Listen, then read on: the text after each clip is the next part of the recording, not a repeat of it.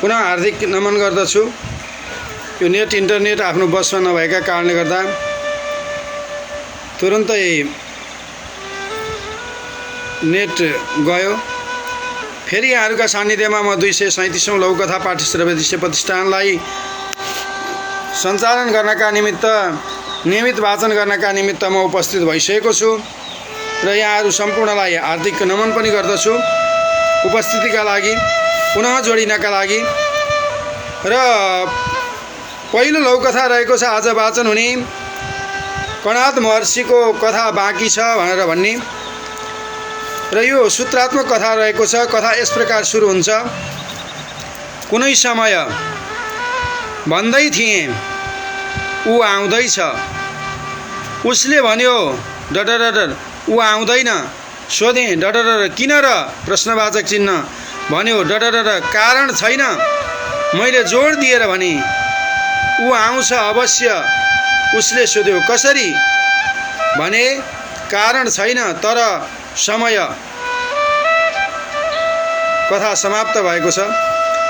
नेपाली लघुकथामा 30 को दशकलाई स्वर्णकाल मानिनु पर्दछ र यसै समयमा देखिएका लघुकथाकार हुन् कणाद महर्षि। र कणाद महर्षि आख्यान र काव्यलाई सँगै डोर्याएर हिँड्ने एउटा बौद्धिक स्रष्टाका रूपमा हामी चिन्दछौँ। उनी आफ्ना सृजनाहरूलाई सूत्रात्मक बनाउन खप्पिस छन्। प्रस्तुत लघुकथामा पनि कथा बाँकी छ भन्ने लघुकथामा पनि समयको यो एउटा कथा हो र यसमा समयको वर्णन छ। कथा पढ्दा कवि गोपालप्रसाद रिमालको आमाको सपनाको चाहिँ याद आउँछ। जसरी आमाको सपनामा गोपालप्रसाद रिमालले आमा तँ आउँछ, हो बा तँ आउँछ भनेर यसरी सुरु गरेको जस्तै यहाँ कणाद महर्षिले पनि एउटा समयको मागलाई त्यही हिसाब किताबमा सूत्रात्मक ढङ्गले यसरी रचना गर्नुभएको छ। आदरणीय सर्जक कणाद महर्षिप्रति हार्दिक आभार व्यक्त गर्दछु। र त्यस्तै तरहले हाम्रो लघुकथा पाठ्यश्रव्य दृश्य प्रतिष्ठानमा सर्जकहरू उपस्थित भइरहनु भएको छ। आदरणीय व्यक्तित्व माधव पोखरेलले पनि हामीलाई हेरिरहनु भएको छ। उहाँलाई पनि म हार्दिक स्वागत गर्दछु। त्यस्तै गरेर आदरणीय सर्जक हुनुहुन्छ दिनेश निरौला, उहाँलाई पनि म हार्दिक स्वागत गर्दछु र हार्दिक निमन्त्रणा पनि गर्दछु। र केही टिप्पणीका निमित्त, समीक्षाका निमित्त, अभिमतका निमित्त पनि म अनुरोध गर्दछु। हेम पोखरेल पनि नमस्कार गुरु भनेर भन्दै आइसक्नु भएको छ। दिनेश निरौला पनि हार्दिक नमन सम्पूर्ण साहित्यिक मनहरूमा भनेर भन्दै उपस्थित भइसक्नु भएको छ। म हार्दिक स्वागत गर्दछु। र अब ढिला नगरिकन म दोस्रो लघुकथा रहेको छ आज वाचन हुने 237औं लघुकथा पाठ्यश्रव्य दृश्य प्रतिष्ठानमा पुस्तान्तरण भन्ने लघुकथा। कथाकार हुनुहुन्छ कात्यायन र कथा यस प्रकार सुरु हुन्छ। खै उसको हजुरबाले 9 सिन्धेमा जागिर खाँदा के कति घर जाम जोडे थाहा थिएन उसलाई। 90 रुपियाँ हात पर्दा यी सबै घडेरी जोडेको हो भनेर सुनाउँथे उसको बा।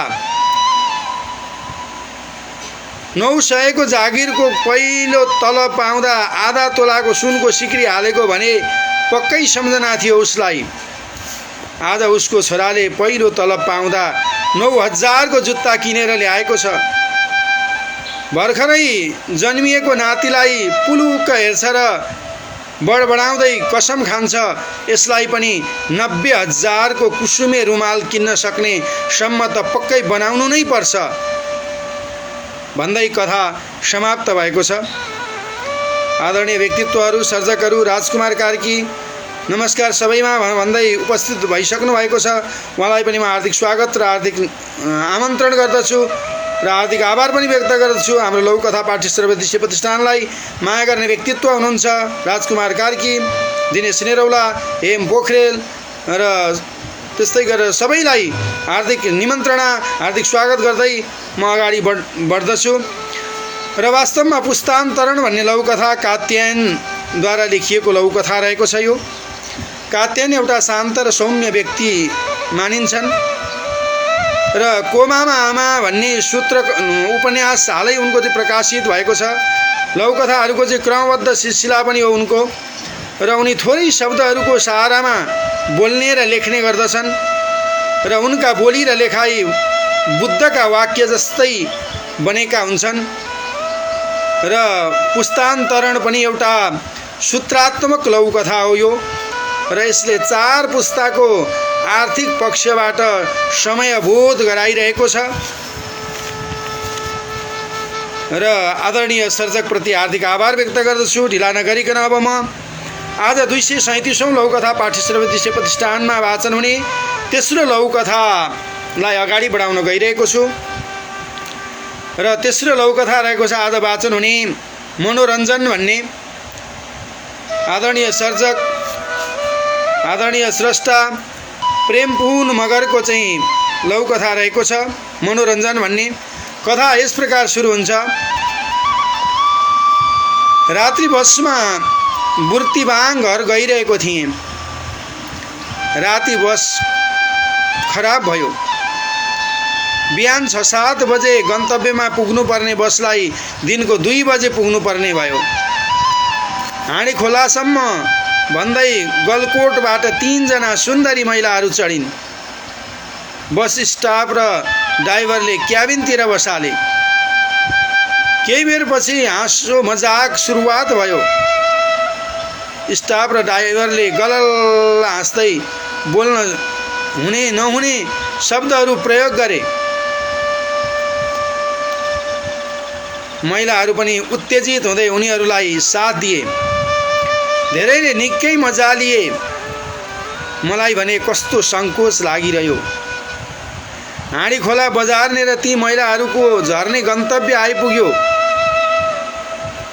स्टाफले 2-2 को दरले 600 रुपियाँ भाडा माग्यो। महिलाहरू एकै स्वरमा कड्किँदै प्रश्नको ओइरो सहित झरे। के को पैसा? यतिन्जेल हामीबाट मनोरञ्जन लिएका होइनौ? के हामी महिलाहरूलाई तिमीहरूका मनोरञ्जन गर्ने भाडो सम्झेका छौ र? कथा समाप्त भएको छ। र वास्तवमा आदरणीय सर्जक प्रेमपुन मगर आधुनिक नेपाली लघुकथाको चाहिँ कथाले नेपाली लघुकथाको विकासमा एउटा अतुलनीय योगदान पुर्याउने सर्जकका रूपमा चिनिनुहुन्छ। यो फेसबुक पेजबाट सञ्चालित शान्त र निरन्तर चलिरहेको पेज हो यो। र आधुनिक नेपाली लघुकथाको विकासमा एउटा अतुलनीय योगदान पुर्याइ पनि रहेको छ। यो फेसबुकबाट चाहिँ एउटा सञ्चालन पनि भइरहेको छ। यस लघुकथालाई यसै पेजबाट लिएको पनि हो। प्रेमपुन मगर सरल स्वभावका कथाकार हुन्। उनी बढीभन्दा बढी समसामयिक विषयमा लघुकथाहरू लेख्छन्। प्रस्तुत लघुकथामा नारीलाई एउटा मनोरञ्जन बनाउन खोज्नेहरूका लागि लेखिएको यो लघुकथा हो। हुन त लिने र दिने दुवैका बीचमा साटासाट हुन्छ, तैपनि बढीभन्दा बढी चाहिँ मनोरञ्जनका साधनका रूपमा चाहिँ नारीहरूलाई चाहिँ प्रयोग गरिरहेका हुन्छन् पुरुषहरूले भन्ने कुराको चाहिँ यहाँ बयान छ। कथामा पूर्ण रूपले एउटा कौतूहलमय रहेको पाइन्छ। आदरणीय सर्जक प्रेमपुन मगरप्रति हार्दिक आभार व्यक्त गर्दछु। र त्यस्तै तरहले हाम्रो लघुकथा पाठ्यश्रव्य दृश्य प्रतिष्ठानलाई माया गर्नुहुने आदरणीय व्यक्तित्वहरू राजकुमार कार्की नमस्कार सबैमा भन्दै उपस्थित भइसक्नु भएको छ। त्यस्तै अनुग्रह राणा मगर पनि नमस्कार सम्पूर्णमा भनेर भन्दै हुनुहुन्छ। र इन्सी सप्तरी हार्दिक नमन भनेर भन्दै उपस्थित भइसक्नु भएको छ हाम्रो लघुकथा पाठ्यश्रव्य दृश्य प्रतिष्ठानलाई मा। र हार्दिक आभार व्यक्त गर्दछु र हार्दिक स्वागत पनि गर्दछु। र अब ढिला नगरिकन आज वाचन हुने चौथो लघुकथा रहेको छ आदरणीय सर्जक वसन्त अनुभवको ऐनलाई गणतन्त्र भन्ने। र कथा यस प्रकार सुरु हुन्छ। ए पख पख, तँ यो थोत्रो साइकल डोर्याएर कहाँ जाँदैछस्? महामहिम राष्ट्रपतिज्यूको सवारी हुँदैछ भन्ने तँलाई थाहा छैन? बाटोमा तैनात सुरक्षाकर्मीले उमाथि आदर भाव देखायो। किन, के भयो र हजुर? उसले आश्चर्यमा प्रकट गर्यो। पुरो बुझेर पनि बुझ पचाएको हेर न, आज गणतन्त्र दिवस, यही बाटो भएर महामहिम राष्ट्रपतिज्यूको कार्यक्रममा सवारी हुँदैछ। त छिटो यहाँबाट गइहाल भनेको सुनेनस्? सुरक्षाकर्मीले उत्तर्फ बन्दुक तेर्स्यायो। जाने भए गइहाल, नभए तँलाई भनेर चाहिँ बन्दुक तेर्स्यायो अनि मधुर वचनका साथ हल्का शक्ति प्रदर्शन गर्यो। परिणामस्वरूप साइकल नालीको पल्लो छेउ पुगेर 2 टुक्रा भयो। चटपटे सामग्री नालीमा पौडी खेल्न थाले। सुरक्षाकर्मीको उक्त शालीन व्यवहार देखेर उसको 8 वर्षीय बालक पर डरले थरर काँपिरहेको थियो। त्यसको लगत्तै हात हतियारले सुसज्जित सुरक्षाकर्मीहरूको गाडी अगाडि पछाडि लावा लस्कर लगाएर राष्ट्रपतिज्यूको चाहिँ गाडीमा सवारी भयो। रुखको आडमा दब्किएर उसले उक्त गाडी आफ्नो भाँचिएको साइकल र नालीभरि छरिएको सामग्री अश्रुसिक्त आँखाले पालै पालो हेरिरह्यो। बाबा, त्यो कालो गाडीमा चढेको को हो? अनि गणतन्त्र भनेको के हो? एकाएक छोराको जिज्ञासाले ऊ झस्याङ्ग भएर झस्कियो। बेटु, उहाँ त ठुलो मान्छे, यो देशको नवमहाराज हुनुहुन्छ, अनि तिमीले देखिहाल्यौ नि, गण भनेको बन्दुक र तन्त्र भनेको शासन। छोरालाई सुमसुम्याउँदै उसले भन्यो र कथा पनि समाप्त भयो। आदरणीय सर्जक, आदरणीय व्यक्तित्व वसन्त अनुभवद्वारा हाम्रो लघुकथा पाठ्यश्रव्य दृश्य प्रतिष्ठानमा प्रेषित भएको ऐनलाई गणतन्त्र भन्ने लघुकथा अत्यन्त मार्मिक लघुकथा रहेको छ। गणतन्त्र एक दिन वा एक हप्ताको चर्चामा रहनुहुन्न भन्ने कुराको सन्देश यसले दिएको छ। तर पछिल्लो समय जो आफू वा आफ्नो पार्टीलाई गणतन्त्रको महिषा सम्झन्छ, उही नै गणतन्त्रलाई एक दिने सम्झनामा राख्न खोजिरहेको छ। यही कारण गणतन्त्रमा चाहिँ यसरी रूपान्तरण भइरहेको भान हुन्छ भन्ने कुराको भाव यहाँ पाइन्छ। वसन्त अनुभव समसामयिक लघुकथा लेखनमा पोख्त हस्ताक्षर भएका व्यक्तित्व हुन् र कल्पना उनको लघुकथाको जलप हो र नेपाली लघुकथामा वसन्त अनुभव दाङबाट चम्किरहेका एक उज्याला झिल्का अथवा नक्षत्र हुन्। उनले लघुकथामा कुनै दिन आगो ल्याउन सक्छन्, आगो वर्षाउन सक्छन्। प्रस्तुत लघुकथा गणतन्त्र पनि एउटा बालकको जिज्ञासाको लघुकथा हो। कथामा विविध परिवेश र परिस्थितिले चर्चा गर्दै गणतन्त्रलाई गणतन्त्रमा टुङ्ग्याएको यहाँ छ र वास्तवमा गणतन्त्रलाई गणतन्त्रमा टुङ्ग्याउनु हुँदैन भन्ने जुन भाव हो, त्यो भाव यस लघुकथामा पाइन्छ। आदरणीय सर्जकप्रति, वसन्त अनुभवप्रति हार्दिक आभार व्यक्त गर्दछु र हाम्रो लघुकथा पाठ्यश्रव्य दृश्य प्रतिष्ठानलाई माया गर्नुहुने हाम्रो लघुकथा पाठ्यश्रव्य दृश्य प्रतिष्ठानका व्यवस्थापक सर्जक आदरणीय व्यक्तित्व मनोहर पोखरेल पनि उपस्थित भइसक्नु भएको छ र उहाँलाई पनि म हार्दिक स्वागत गर्दछु र यहाँ अभिमत जाहेर गर्दै हुनुहुन्छ। मिठो वाचन, सुन्दर टिप्पणी भनेर भन्दै हुनुहुन्छ। यसका लागि हार्दिक आभार व्यक्त गर्दछु र हार्दिक स्वागत पनि गर्दछु अभिमतका निमित्त, टिप्पणीका निमित्त। त्यस्तै गरेर अरुण नादी खत्री पनि उपस्थित भइसक्नु भएको छ। नमस्कार भन्दै उहाँलाई पनि म हार्दिक स्वागत गर्दछु र उहाँप्रति हार्दिक आभार पनि व्यक्त गर्दछु।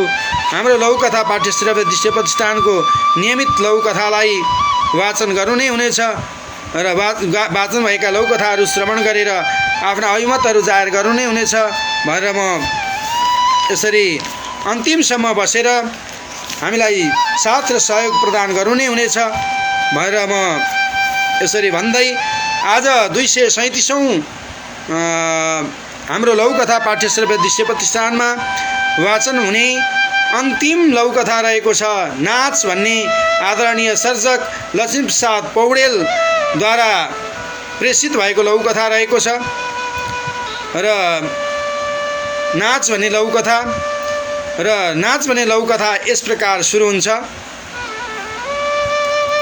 विनय र भावना उनीहरूको भेट भएको 1 महिना जति भएको थियो। चिया चमेना पार्क बगैँचा सिनेमा घरमा राम्रै भेटघाट हुन्थ्यो, तर हिजो विनय एक्लै थियो रोदी घरमा। अचानक भावना देखा परी त्यहाँ नर्तकीको भूमिकामा। विनय हेरेको हेरै भयो। केही समय बिताएर बाहिर निस्कियो। आज उनीहरू एउटा खुल्ला चौरमा छन्। विनयले कुराकानी सुरु गर्यो। उसलाई हिजोको दृश्यले सताइरहेको थियो। हाम्रो भेट भएको पनि निकै भयो। तिमी के गर्छौ, कहाँ बस्छौ? मैले केही सोधखोज गरिनँ। हिजो तिमीलाई अचानक त्यहाँ देख्नु पर्दा असहज महसुस भयो। तिमी यो नाचगान छोड्न सक्दिनौ? के तिमी सन्तुष्ट छौ त्यहाँ? विनयले विनम्र भावना आफ्ना कुरा राख्यो। तिमीले पनि त भनेका छैनौ तिमी के गर्छौ, कहाँ बस्छौ? भावनाले प्रति प्रश्न गरी। म एउटा निजी कम्पनीमा काम गर्छु। MBA गर्दै लोकसेवाको तयारी गर्दैछु।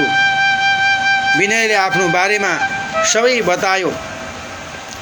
ए, त्यसो भए तिमी पनि नाच्दैछौ? भावनाले कुरो टुङ्ग्याउन चाहिँ र कथा समाप्त भयो। र हामी यस संसारमा जति पनि रहेका छौँ, जो जहाँ जे काम गरिरहेका छौँ, हामी सबै नाचिरहेका छौँ भन्ने भाव यस लघुकथाले व्यक्त गर्न खोजेको छ। र लक्ष्मीप्रसाद पौडेल धनगढीको चाहिँ थाकथलोमा रहेर नेपाली लघुकथालाई का क्षेत्रमा एउटा अतुलनीय योगदान पुर्याइरहनु भएको छ। र लघुकथाकार यहाँ लक्ष्मीप्रसाद पौडेल कोमल हृदयबाट समाजको विसङ्गतिका कथाहरू लेख्नुहुन्छ र गरिबी र भोक कथाकारको चाहिँ लघुकथाको प्रमुख विषयहरू हुन्छ। र यस लघुकथामा पनि अथवा यस नाच लघुकथामा पनि प्रेमको घुम्टो उगारेर गरिबी र भोकको कथा नै बोलेको छ। कथा चट्ट र चिटिक्क बनेको छ र वास्तवमा यहाँ चाहे विनय होस् चाहे भावना होस्, सबै आफ्नो तरिकाले आफ्नो ठाउँमा नाचिरहेका हुन्छन्। हामीले आफ्ना कर्महरू गर्ने क्रममा पनि हामी पनि आफ्ना ठाउँमा नाचिरहेका छौँ, जसले जे गरेको भए पनि भन्ने कुराको भावलाई यहाँ कथाकारले देखाउन खोज्नु भएको छ। आदरणीय कथाकार लक्ष्मीप्रसाद पौडेलप्रति हार्दिक आभार व्यक्त गर्दछु र रोशन पराजुली मिठा लघुकथा भनेर भन्दै हुनुहुन्छ, टिप्पणी उतार्दै हुनुहुन्छ, अभिमत जाहेर गर्दै हुनुहुन्छ र यतिन्जेलसम्म बसेर हाम्रो लघुकथा पाठ्यश्रव्य दृश्य प्रतिष्ठानद्वारा वाचन भएका 237औं श्रृङ्खलामा वाचन भएका विभिन्न लघुकथाहरू श्रवण गरेर आफ्ना ठाउँबाट अभिमतहरू जाहेर गरेर हामीलाई र मलाई विशेष रूपमा साथ सहयोग प्रदान गर्नुभएकोमा यहाँहरू सम्पूर्णप्रति हार्दिक आभार व्यक्त गर्दै र रात्रिको 8:30 भइसकेको छ। सबैलाई शुभरात्रि भन्दै र हाम्रा लघुकथाहरू युट्युबमा पनि र फेसबुक माध्यमबाट पनि यहाँहरूले प्रत्यक्ष अप्रत्यक्ष रूपमा श्रवण गर्नु नै हुनेछ र श्रवण गरेर हाम्रा लौकथाहरू र हाम्रा वाचकहरूद्वारा यसरी चाहिँ वाचन भएका लौकथाहरू प्रति यहाँहरूले अभिमतहरू जाहेर गर्नु नै हुनेछ, माया गर्नु नै हुनेछ, प्रत्यक्ष अप्रत्यक्ष रूपमा पनि हामीलाई साथ सहयोग प्रदान गर्नु नै हुनेछ भनेर भन्दै यहाँहरूका सान्निध्यबाट म त्वयना सुवेदी 237औं लौकथा पाठ्यश्रव्य दृश्य प्रतिष्ठानको कार्यक्रमलाई शुभरात्रि भन्दै यहाँहरूका सान्निध्यबाट म ओझेलमा पर्दछु र हार्दिक नमन पनि गर्दछु र शुभरात्रि पनि टक्र्याउँदछु र यतिन्जेलसम्म बसिदिनु भएकामा हार्दिक धन्यवाद पनि व्यक्त गर्दछु।